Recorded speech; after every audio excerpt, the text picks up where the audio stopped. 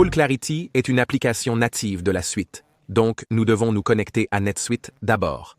On entre notre nom d'utilisateur et mot de passe, puis on clique sur Connexion. Ensuite, vous voyez notre tableau de bord natif dans NetSuite. À gauche, vous voyez mes rappels avec des offres à recevoir, projets en attente, projets attribués, contrats à approuver. Nous voyons ici divers indicateurs clés de performance, coûts réels, recettes et facturation. Pour approfondir, cliquez avec le bouton droit ou sur un chiffre pour voir les détails dans le système.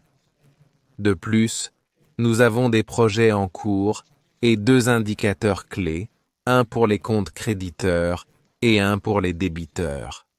Nous avons aussi nos 5 principaux clients. Au centre, vous verrez nos projets actuels. Financièrement, nous avons le centre de coûts. Nous comparons au budget pour les coûts, le pourcentage de marge, le montant de marge et le prix de vente projeté. Plus bas, vous verrez les opportunités liées à des projets spécifiques et celles sur lesquelles notre équipe de vente travaille. On peut aussi voir un aperçu rapide des bons de commande par fournisseur. La clarté totale permet d'examiner les délais globalement. Dans notre système de menu, nous avons des calendriers de projets, qui sont le calendrier de tous les projets du système. En faisant défiler vers le haut, vous voyez tous mes projets ouverts. Je suis entré dans un projet spécifique pour illustrer les concepts des différentes relations que nous pouvons avoir de la fin à la fin. Nous avons aussi la fonctionnalité de glisser-déposer pour le stockage. Nous prenons en charge les relations standards et les délais. Ici, j'ai intégré un délai de 3 jours. Ces dépendances sont définies. Ensuite, voyons la vue d'ensemble du projet. Nous commençons par l'enregistrement d'un client. Dans cette fiche client, ouvrez l'onglet des ventes. Sous celui-ci, le sous-onglet Projet montre les projets. Pour ce client, je vais ouvrir le projet 207. Vous verrez notre nouvelle fonctionnalité de clarté totale dans les enregistrements de projets. Nous avons aussi une fonction glisser-déposer pour ajouter des fichiers. L'onglet Documents permet d'ajouter des fichiers. Utilisez glisser-déposer pour plus de clarté. Trier par catégorie, consulter ou ouvrir à tout moment. D'abord, nos chiffres.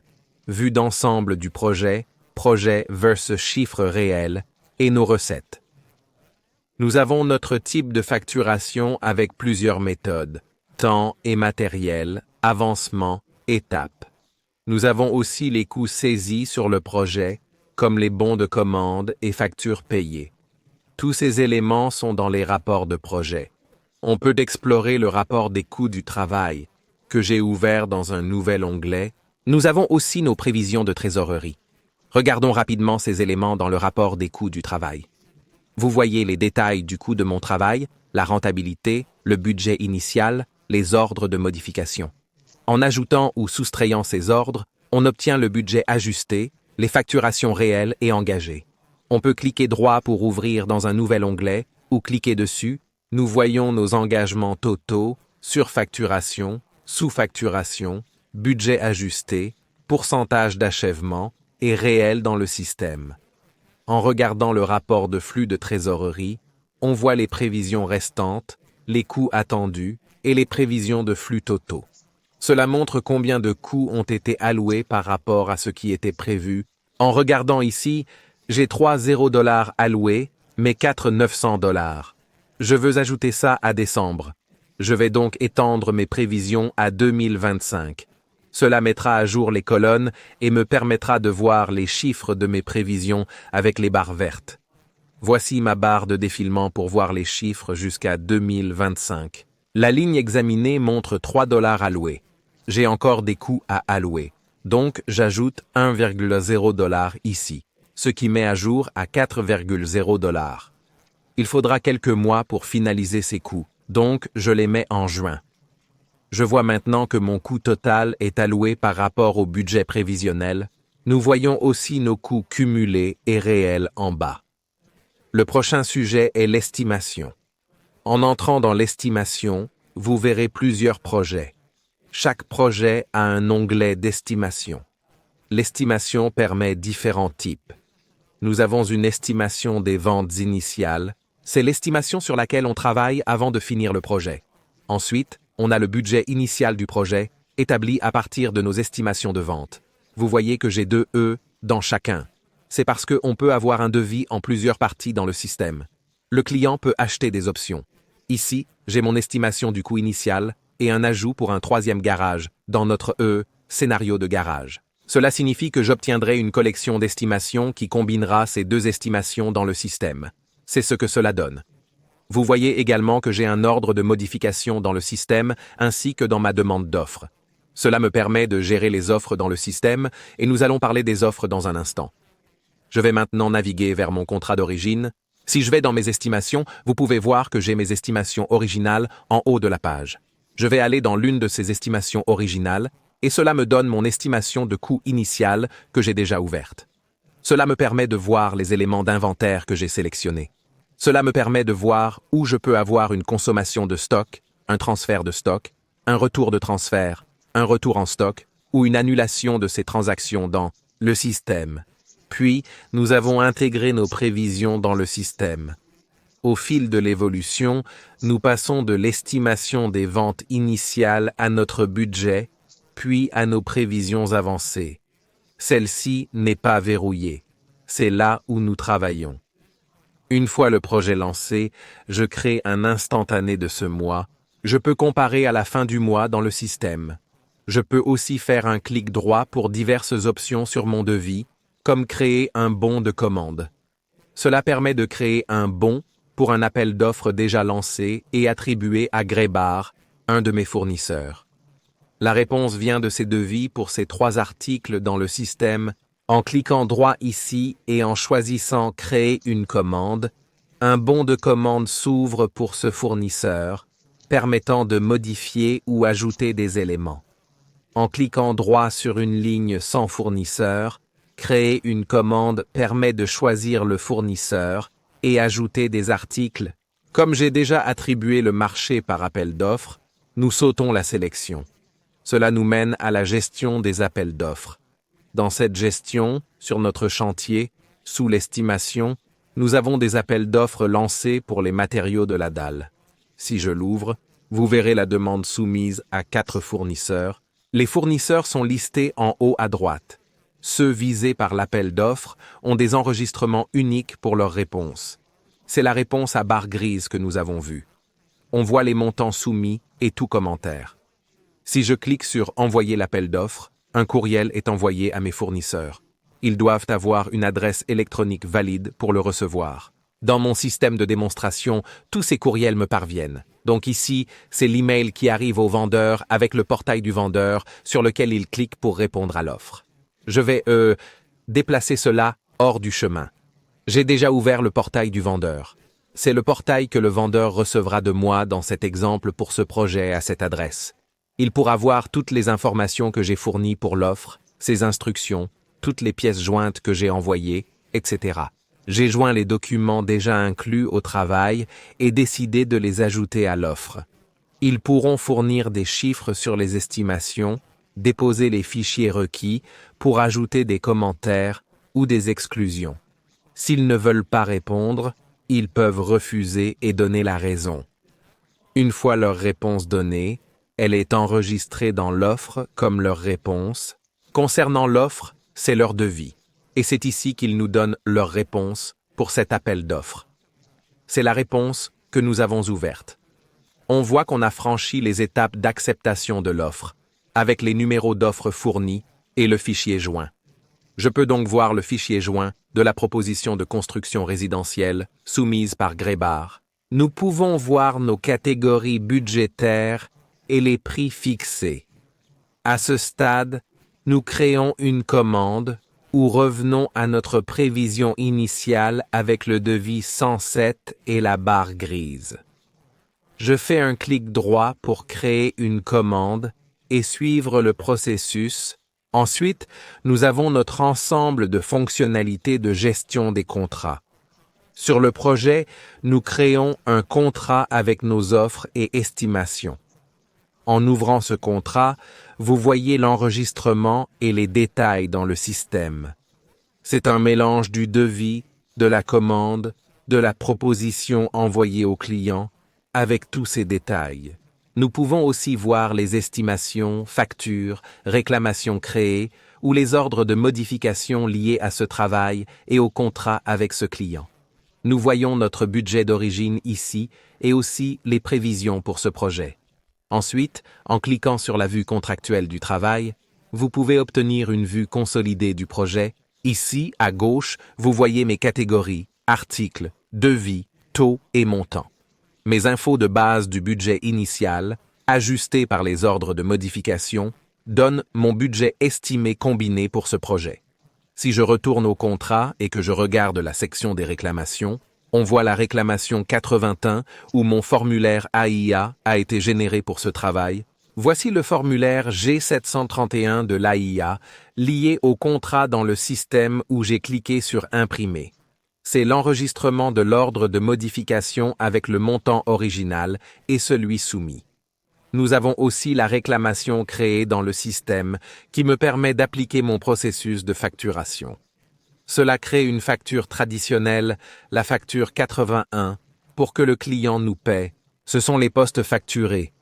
On voit aussi le montant facturé et la méthode, la facturation progressive.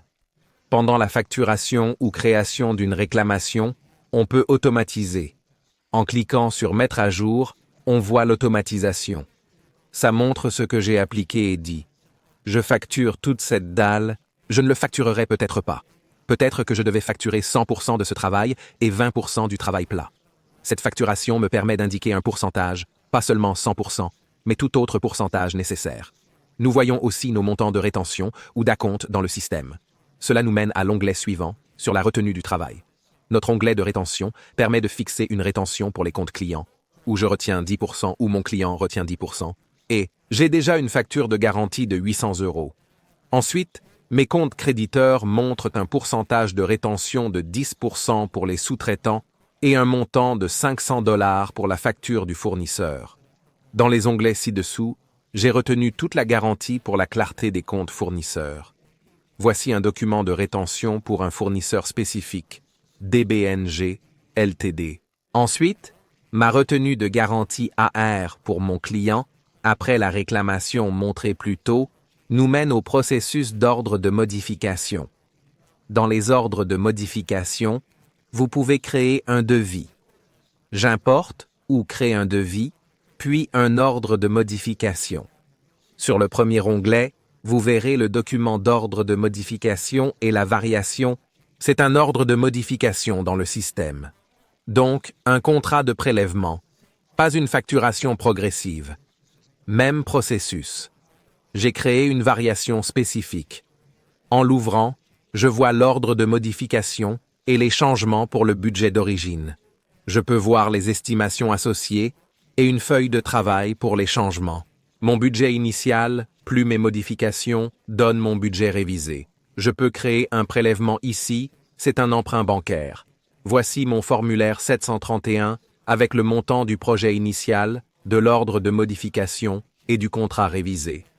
Toutes ces données sont accessibles. Nous devons maintenant revoir notre processus de comptabilisation des recettes. Nous avons des coûts via nos achats, dettes, factures. Maintenant, je dois reconnaître les revenus. À ce moment, je dirais que j'ai couvert les finances du projet et la comptabilisation des recettes. Cela me permet de voir la reconnaissance des revenus. Je vais examiner le projet sur lequel nous avons travaillé. J'ai un coût de 2594 et des factures, mais je n'ai pas gagné tout ça. On n'a gagné qu'un pourcentage de ce projet, donc on comptabilise 1%. Mes recettes comptabilisées sont 13 000. Mes facturations non réalisées sont 174 $. Cela signifie que j'ai une facture en souffrance pour ce montant, mais gagné que 13,0%. Ensuite, quel est le coût? Je vais admettre que 2594 dans le système. Cela me permet de reconnaître les coûts encourus, les revenus reconnus et d'avoir une visibilité en temps réel. Pour la gestion de projet, il faut aussi considérer le calendrier. Un calendrier est spécifique à un projet, mais aussi à tous les projets. Donc, ici, au lieu de voir sous les échéances, toutes les échéances de mes projets, que je vous ai montrées au début, voyons la chronologie d'un projet. J'ai choisi 4 lignes qui montrent les configurations d'ancêtres et de descendants. Tout est expliqué par les lignes surlignées. Sans délai d'exécution ni latence, nous pouvons le faire. Ce n'est pas ici, mais cela montre comment configurer vos calendriers selon les délais, les ancêtres et les descendants. Cet onglet peut être réduit. Vous pouvez donc l'enrouler pour voir les détails. Quand vous devez ouvrir une section, vous pouvez la faire défiler, choisir une zone, l'ouvrir et voir une ligne. Prenons un autre exemple, une ferme solaire. En dessous, j'ai mon diagramme de Gantt que nous verrons bientôt.